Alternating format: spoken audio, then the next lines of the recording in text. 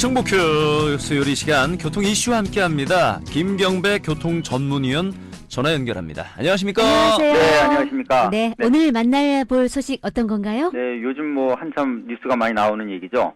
장애인 전용 주차 구역 불법 주차는 10만 원의 과태료를 부과하지만요. 네. 만일 그 주차를 방해하면 5배인 50만 원 과태료를 물고 있기 때문에 여기에 대한 불만도 적지 않지만은 이미 지난해 11월 전국 3,708개소에서 시행됐던 사안입니다.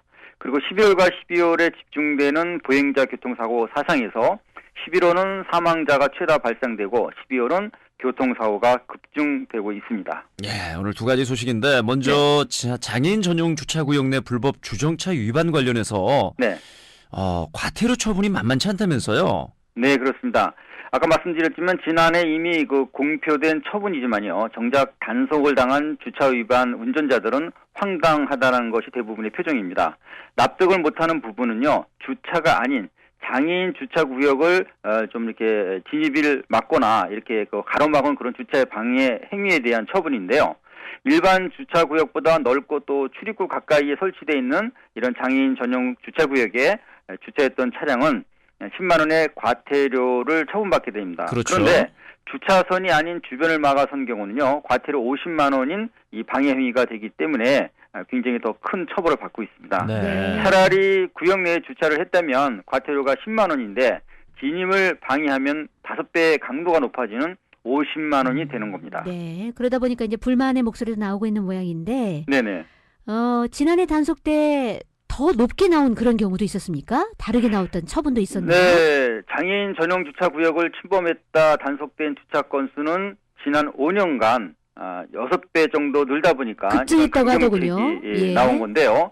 보건복지부가 20년 전 제정됐던 10만 원 과태료 처분을 상향 조정한 겁니다. 예. 전국 200여 개 지방 자치단체와 함께 장애인 주차구역 불법 주정차 위반 단속에 나선 보건복지의 관점은요. 네. 불법 주정차와 주차 방해 그리고 주차 표지의 부당 사용에 대한 것으로서요. 네. 200만 원의 과태료 대상인 부당 사용 처분은 아하. 현재 아무런 이의가 없죠. 있을 수가 없죠. 예. 그런데 잠시 세우거나 또 이중주차 때 50만 원을 물어야 하는 주차 방해는 현재 이견도 많고 의견 또한 분분한 상황입니다. 그런 네. 상황이군요.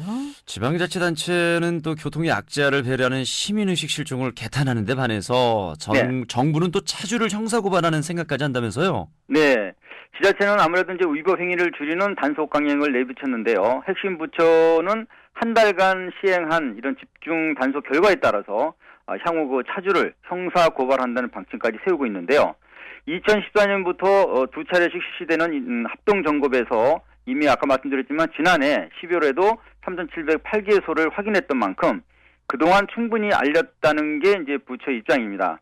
그런데도 비장애인인 장애인 전용 주차장을 침범하지 않은 이런 강경책까지 나오게 되지 않았나 그런 생각을 갖게 됩니다. 네.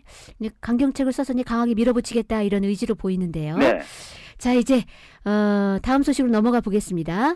네. 해가 짧아지면서 이제 11월과 12월 이 자동차와 보행자가 충돌하는 이 사고가 집중적으로 발생이 되고 있고 네. 그러다 보니까 이제 사망자 수도 많아지고 있는 그런 실태 아닙니까? 그렇습니다. 보행자의 날인 11월 11일이었죠. 발표된 한국교통안전공단 보행자 교통사고 발생 현황인데요. 2013년부터 5년간의 분석에 따르면요. 11월에서 12월 사이 보행자 교통사고가 집중 발생되고 사상자 6시 최다인 것으로 이렇게 조사가 됐습니다. 예. 차와 사람이 부딪힌 교통사고 발생은 평균 9,046건, 사망자 수 376명으로 연평균 보행자 교통사고는 18.4%, 또 사망자 비율은 21.3%가 이 두 달 새에 발생되는 것으로 이렇게 확인이 됐습니다. 네. 뿐만 아니라 11월은요. 보행 사망자 190명으로 가장 많은 달이 됐고요. 12월은 전체 사망자 중 보행 사고로 숨진 비율이 무려 45.3%나 되는 가장 높은 비율을 나타내고 있습니다. 그렇군요. 요맘때 이 보행자 사고가 많은 이유가 네. 일찍 저무는 태양과 관계가 있습니까? 예, 있습니다. 이 기간 그 시간대별 사망 사고와 또 연평균 비교 발생에서도요. 어둠이 드리웠을 때 보행 사고가 많은 것으로 이렇게 분석이 됐습니다. 예. 짧아진 일조 시간이 보행자를 확인하는 이런 시인성을 저하시키는 문제가 되기 때문인 것으로 알려지고 있는데요. 따라서 06시에서 08시 사이의 일출과 또 16시에서 20시 사이의 일몰 시기에서는 사망 사고 비율이 3.4%포인트에서 최대 6.6%포인트까지 증가되고 있다고 합니다. 또 하나는요. 고령자의 무단횡단 사고가 급증되면서 사망자 43%가 61세 이상 고령이고요. 예. 가해 운전자 또한 고령화가 된다는 네. 이런 점을 유념해 볼 필요가 있겠습니다. 그렇습니다. 오늘 소식은 여기까지 듣겠습니다. 고맙습니다. 네, 김경배 교통전문위원의 도움 말씀이었고요. 진짜 이 11월로 접어들면서 보행자 사고가 급증하고 있으니까 운전자들이 더욱 경각심을 가져야 또 되겠습니다. 보행자 분들도 절대 무단횡단하지 않길 또 바라겠습니다.